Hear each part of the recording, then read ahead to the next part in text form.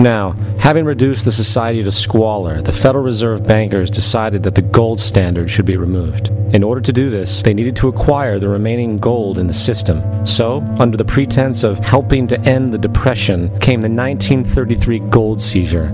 Under the threat of imprisonment for 10 years, everyone in America was required to turn in all gold bullion to the Treasury, essentially robbing the public of what little wealth they had left. And at the end of 1933, the gold standard was abolished. If you look at a dollar bill from before 1933, it says it is redeemable in gold. You look at a dollar bill today, it says it is legal tender, which means it is backed by absolutely nothing. It is worthless paper. The only thing that gives our money value is how much of it is in circulation. Therefore, the power to regulate the money supply is also the power to regulate its value, which is also the power to bring entire economies and societies to its knees.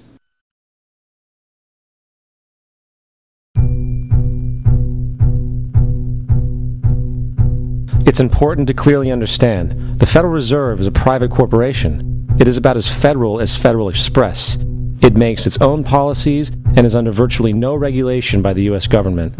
It is a private bank that loans all the currency at interest to the government, completely consistent with the fraudulent central banking model that the country sought to escape from when it declared independence in the American Revolutionary War. Now, going back to 1913, the Federal Reserve Act was not the only unconstitutional bill pushed through Congress. They also pushed the federal income tax. It's worthwhile to point out that the American public's ignorance towards the federal income tax is a testament to how dumbed down and oblivious the American population really is.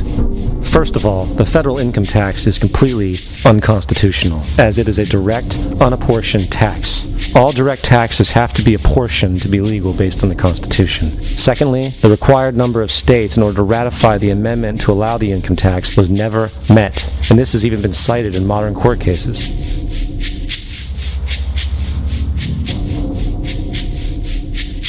Third, at the present day, roughly 35% of the average worker's income is taken from them via this tax. That means you work 4 months out of the year to fulfill this tax obligation. And guess where that money goes? It goes to pay the interest on the currency being produced by the fraudulent Federal Reserve Bank, a system that does not have to exist at all. The money you make working 4 months out of the year goes almost literally into the pockets of the international bankers who own the private Federal Reserve Bank. And fourth, even with the fraudulent government claim as to the legality of the income tax, there is literally no statute, no law in existence that requires you to pay this tax, period. I really expected that, of course, there's a law that you can point to in the law book, the code, that requires you to file a tax return. Of course there is. I was at that point where I couldn't find the statute that clearly made a person liable.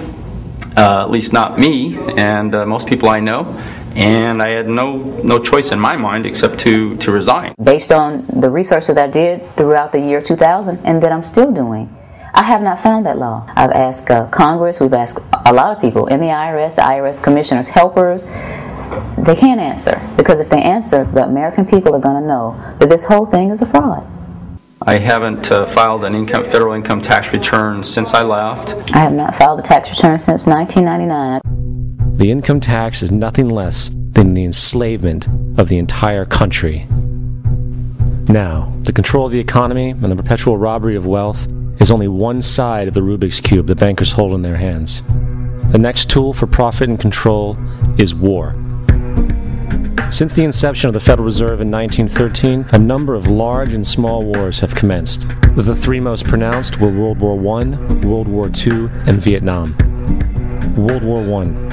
In 1914, European wars broke out centered around England and Germany. The American public wanted nothing to do with the war. In turn, President Woodrow Wilson publicly declared neutrality. However, under the surface, the U.S. administration was looking for any excuse it could find to enter it. In a noted observation by Secretary of State William Jennings, the large banking interests were deeply interested in the World War because of the wide opportunities for large profits. It's important to understand that the most lucrative thing that can happen for the international bankers is war, for it forces the country to borrow even more money from the Federal Reserve Bank at interest. Woodrow Wilson's top advisor and mentor was Colonel Edward House, a man with intimate connections with the international bankers who wanted in the war. In a documented conversation between Colonel House, Wilson's advisor, and Sir Edward Grey, the Foreign Secretary of England, regarding how to get America into the war, Grey inquired, "What will Americans do if Germans sink an ocean liner with American passengers on board?" House responded, "I believe that a flame of indignation would sweep the United States, and that by itself would be sufficient to carry us into war." So, on May 7, 1915, on essentially the suggestion of Sir Edward Grey, a ship called the Lusitania was deliberately sent into German-controlled waters where German military vessels were known to be.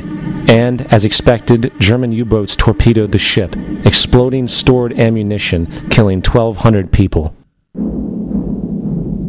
To further understand the deliberate nature of this setup, the German embassy actually put advertisements in the New York Times telling people that if they boarded the Lusitania, they did so at their own risk, as such a ship sailing from America to England through the war zone would be liable to destruction. In turn, and as anticipated, the sinking of the Lusitania caused a wave of anger among the American population, and America entered the war a short time after. The First World War caused 323,000 American deaths. J.D. Rockefeller made $200 million off of it. Not to mention the war cost about $30 billion for America, most of which was borrowed from the Federal Reserve Bank at interest, furthering the profits of the international bankers. World War II. On December 7, 1941, Japan attacked the American fleet at Pearl Harbor, triggering our entry into that war. President Franklin D. Roosevelt declared the attack was a day that will live in infamy. A day of infamy indeed, but not because of the alleged surprise attack on Pearl Harbor. After 60 years of surfacing information, it is clear that not only was the attack on Pearl Harbor known weeks in advance, it was outright wanted and provoked. Roosevelt, whose family had been New York bankers since the 18th century, whose uncle Frederick was on the original Federal Reserve Board, was very sympathetic to the interests of the international bankers, and the interest was to enter the war, as we've seen, nothing is more profitable for international bankers than war. In a journal entry by Roosevelt's Secretary of War Henry Stimson, dated November 25, 1941, he documented a conversation he had with Roosevelt. The question was, how should we maneuver them into firing the first shot? It was desirable to make sure the Japanese be the ones to do this, so that there should remain no doubt as to who were the aggressors. In the months leading up to the attack on Pearl Harbor, Roosevelt had done almost everything in his power to anger the Japanese, showing a posture of aggression. He halted all of Japan's imports of American petroleum. He froze all the Japanese assets in the United States. He made public loans to nationalist China and supplied military aid to the British, both enemies of Japan in the war, which, by the way, is completely in violation of international war rules. And on December 4th, 3 days before the attack, Australian intelligence told Roosevelt about a Japanese task force moving towards Pearl Harbor. Roosevelt ignored it. So, as hoped and allowed, on December 7, 1941, Japan attacked Pearl Harbor, killing 2,400 soldiers. Before Pearl Harbor, 83% of the American public wanted nothing to do with the war. After Pearl Harbor, 1 million men volunteered for the war. It is important to note, Nazi Germany's war effort was largely supported by two organizations, one of which was called IG Farben. IG Farben produced 84% of Germany's explosives, and even the Zyklon B used in the concentration camps to kill millions. One of the unspoken partners of IG Farben was J.D. Rockefeller's Standard Oil Company in America. In fact, the German Air Force could not operate without a special additive patented by Rockefeller's Standard Oil.